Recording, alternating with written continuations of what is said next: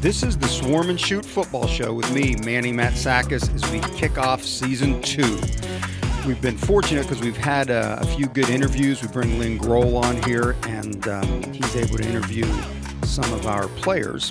And we've got a lot coming up in this upcoming season. And this Swarm and Shoot football show is brought to you by Big B Coffee, which I've got right here. And it's right across campus here on North Clinton Street. Get the finest coffee beverages in Defiance, as well as great pastries and breakfast sandwiches to start off your day. And for most of us, we also get a pick-me-up in the afternoon by heading across the street to see Sue and everybody over at Big B Coffee. I'd also like to thank our sponsor, BSN Sports. Rob Held, Jim Garris, and the crew over here, the sales team, are the professionals that you definitely need to get in touch with to get your gear. All the DC gear. If you're a high school program out there listening to this, get in touch with these guys and they will help you out. They do a fantastic job with high schools, colleges, businesses in the area. Can get whatever type of apparel they need customized just for their business. So I know Rob does a great job for us. Jim is our rep that I see virtually every week of the year, and it's outstanding customer service. Welcome back to the Swarm and Shoot football show. Back again with Coach Manny Matsakis. Coach, how are we doing today? Oh, great. We've worked our way through some growing pains, and we've had a good week of practice. Weather broke. It looks like we should be in fairly healthy. We got a couple guys come back from getting a little banged up against Hanover. Yeah, take us through the Hanover game, Coach. Obviously, another one of the powerhouses in this league that you started off the season with after the week before with Rose.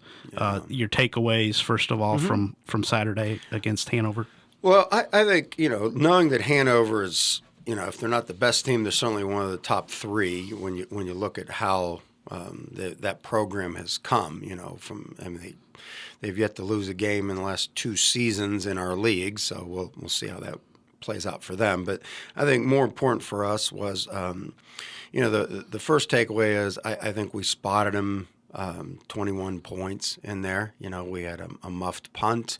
We had some, situations, some turnovers that the muff being one of them, that put our defense in a very tough situation early in the game. And we had to fight back from that. So those are the things that we have got to get to overcome. I believe that there were a lot of positives to take from this game when you play someone like this. And, historically, we haven't been able to even get close statistically competing against a team like Hanover.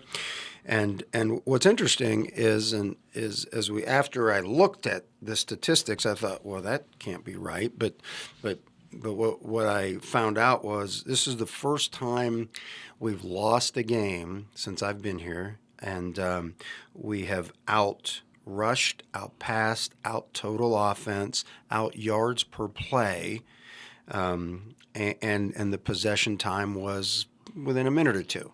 So it wasn't, it was one of those things that we found an identity offensively that I know we can build on, and this week's practices have been moving us more in that direction.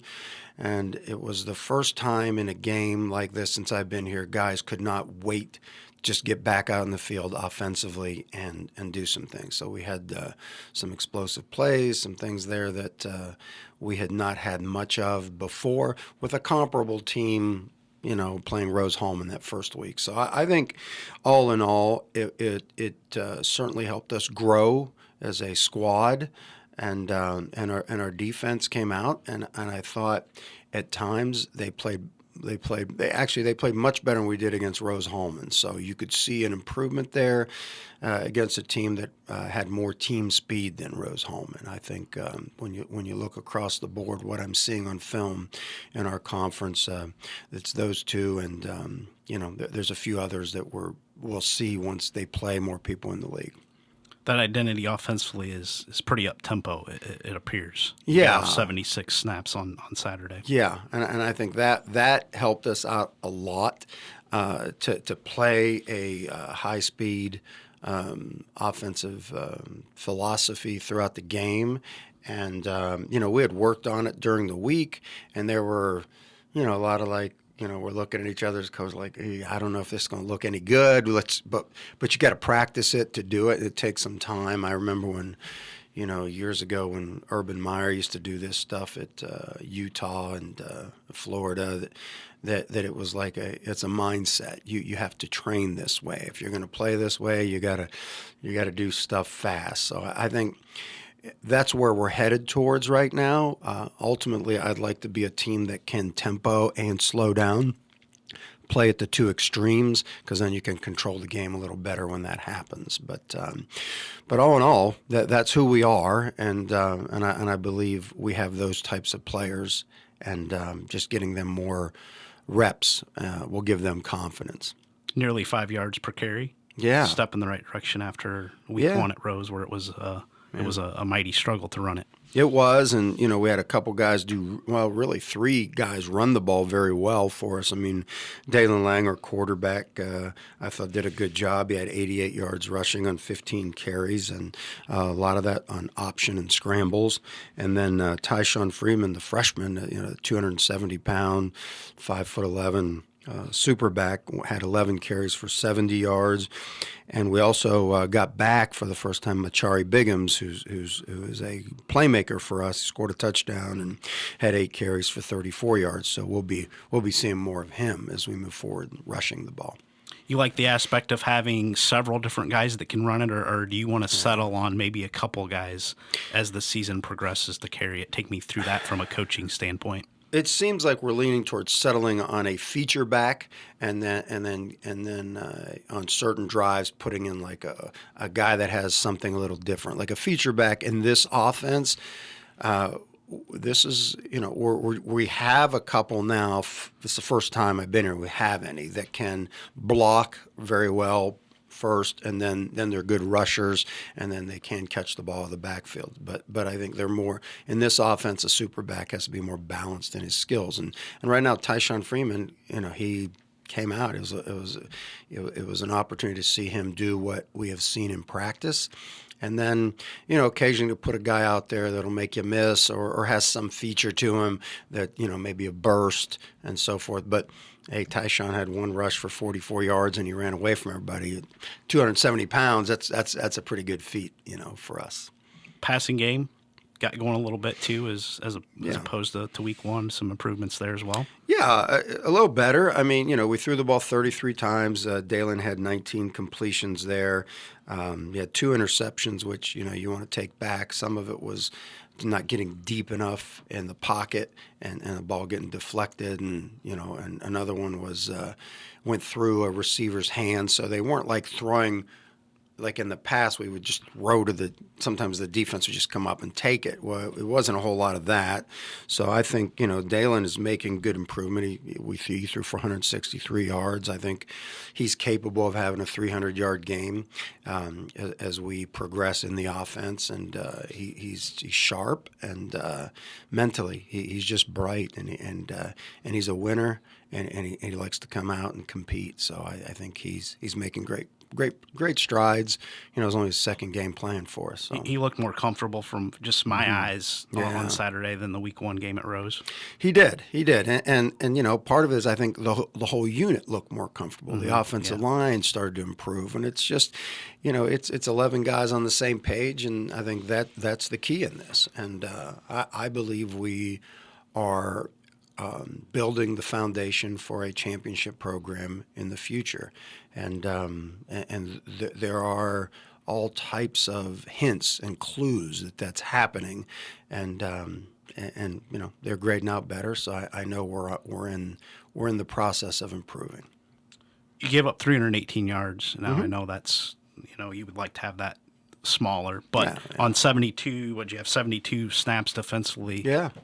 Not bad. It's a step in the right direction on that side too. I mean, you look at it across the board. That was, what I was alluding to before. I mean, 318 for 72 is 4.4 yards per attempt. You weren't getting gashed. No. You weren't giving up the big plays. We were not, and so I thought that was good. And, and then offensively we were able to do some things where, we averaged 4.8 yards per play. So I think per play, that's a big difference for us right now. And I thought our defense did a very good job once again after being in some really tough situations early. And I think our key, and we'll talk about it later, is just playing better in that first quarter, and things will get better for us when we do that. You play arguably the two best players in the league the first 2 weeks, and maybe as a young team you would say, I don't want that for their confidence, but it seems the confidence has built almost from week 1 to 2, and this group is feeling a little bit better about themselves. Or no question. I mean, I think they're feeling good because the practices are spirited, and it's getting built properly. I mean, I know it's always tough when you look at turning around or building a program from what it was when we first got here, and that's no knock on a previous staff or anybody that was here. It's just the timing. The way things worked out. We talked about this before. Sometimes I'll pinch myself. It's spring, and we've got over 90 players. When after our first fall, we had 19. It's like even though we're really young, we've got good numbers, and they're quality guys that are getting better. I mean, they're a season away from being able to compete with most teams in this league, if not all teams in this league.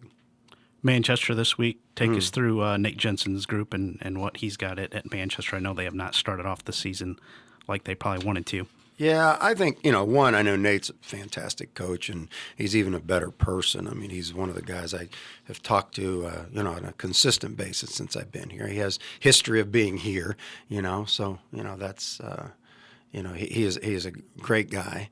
And I know, he has, we played him twice in 2019. Right. So we know more about them than anybody in our league. So I believe that, he's really built a solid program.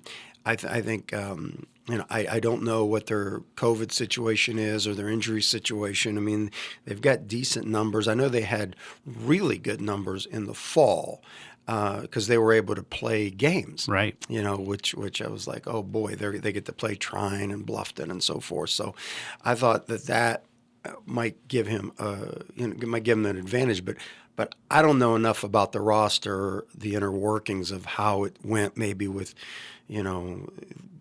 eligibility or injuries or things like that. I know that they have some good speed, and they are big and physical.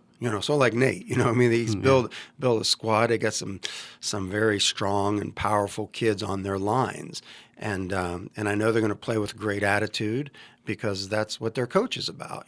So I think they are, in a situation where they've run into a bit of a buzzsaw first couple games like we did, and we just we have great respect for them, and we have concerns that that this thing could go to the wire, and it is what it is, But I think this is a tipping point game that could help either program. It just depends on who is willing to make the least mistakes, who's capable of making the least mistakes. Because in games like this, where you're sort of evenly matched, you're looking at this, and they also have the psychological advantage because they've won the last 4 times in a row against Defiance College, and we haven't beaten them by a couple points. The one year we were 5-5 in 2016, so it's been a while.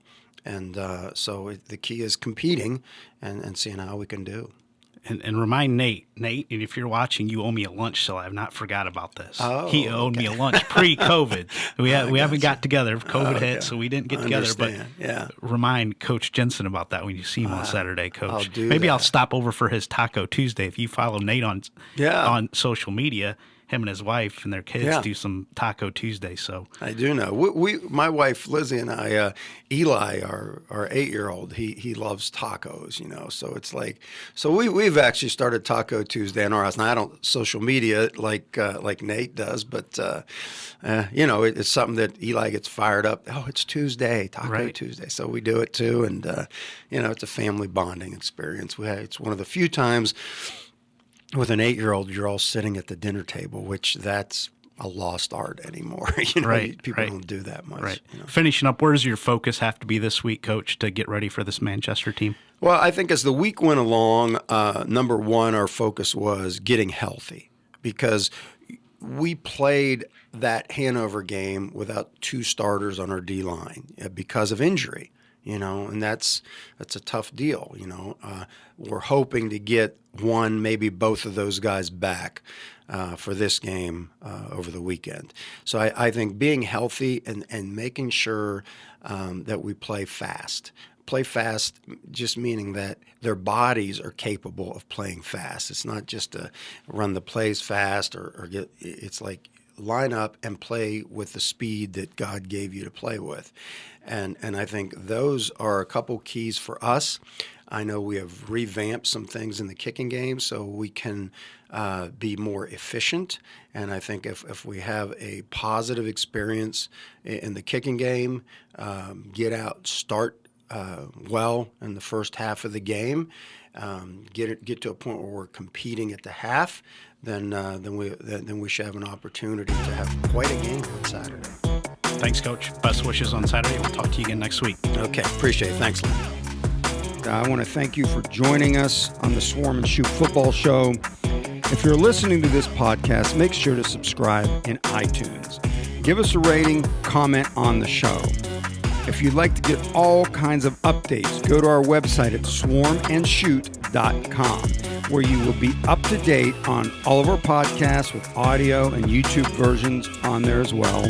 All right. See feature articles on our current players and alumni, along with updates of what's going on in the program.